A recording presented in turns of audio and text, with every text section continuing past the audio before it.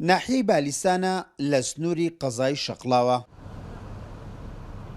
بالیسان ئەو ناحیەی زیاتر لە 14 ساڵە هیچ پرۆژەیەکی خزمەتگوزاری حکوومەتی هەرێم تیادا جێبەجێ نەکراوە، تەنانەت لە سەنتەری ناحیەکەش. بوونی دەیان گرفتی خزمەتگوزاری وای کردووە دانیشتوانەکەی لە گوندەکان و سەنتەری ناحیەکەش بەرەو ناوچەکانی تر کۆچ بکەن. نەبوونی خەدەماتی لە بواری پەروەردەیە بوون، لە بواری سەحیە، لە بواری خەدەماتە سەرەتایەکان وەکو ڕێگاوبان و ئاو کارەباوەشان دیارەیانی و کارەکەمە قوربانی وەکوتم نفوزی سیاسیە چێتیە و ئیدارەش سەر بە شەقڵاوێ و پارتیە قوربانی ئەو نێوانەین. کۆڵان هێ چاوڕێژیش نییە، نەحیە چاوڕێژ نییە، 15 ساڵە گەڕەکە چاوڕێژی نییە، ئەجا گوندەکانیش هەروە، یعنی جادەی قیر بۆ زۆربەی لادەکان نەچووە. لادێ هەیە جا نەک جادەی قیرزادەی چاوڕێژی نییە کە لە شەقامە سەرچێکەوە بۆ ناوگوند ئەچێ.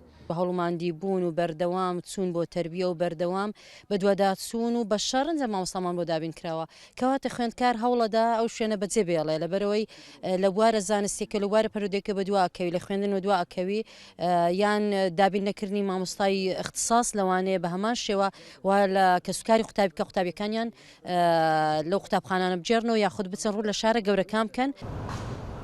ناحیەی بالیسان لە ئێستادا گرفتی ڕێگاوبان و ئاو کارەبا و تەندروستی و پەروەردەیان هەیە. لەلایەکی تریش نەبوونی چەندان فەرمانگەی حکومی بۆ ڕایکردنی کاری هاوڵاتیان کێشەی بۆ دانیشتوانەکەی دروست کردووە. زۆر جاریش بەڵێنی چارەسەریان پێدراوە، بەڵام هەر بڕیار بووە و نەچۆتە بواری جێبەجێکردن.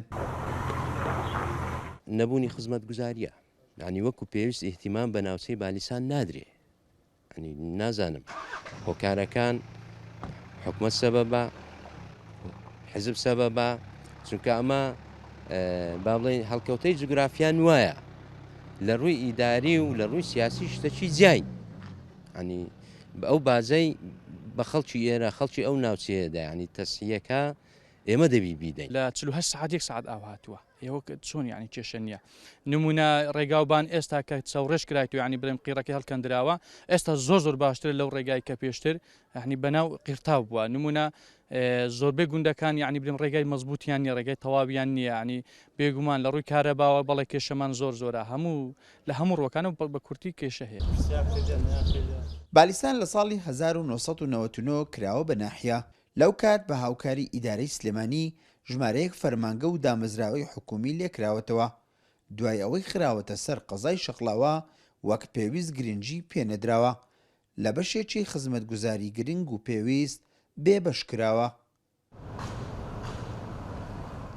اسماعیل عوسمان، کورسات نیوز، ناحیەی بالیسان.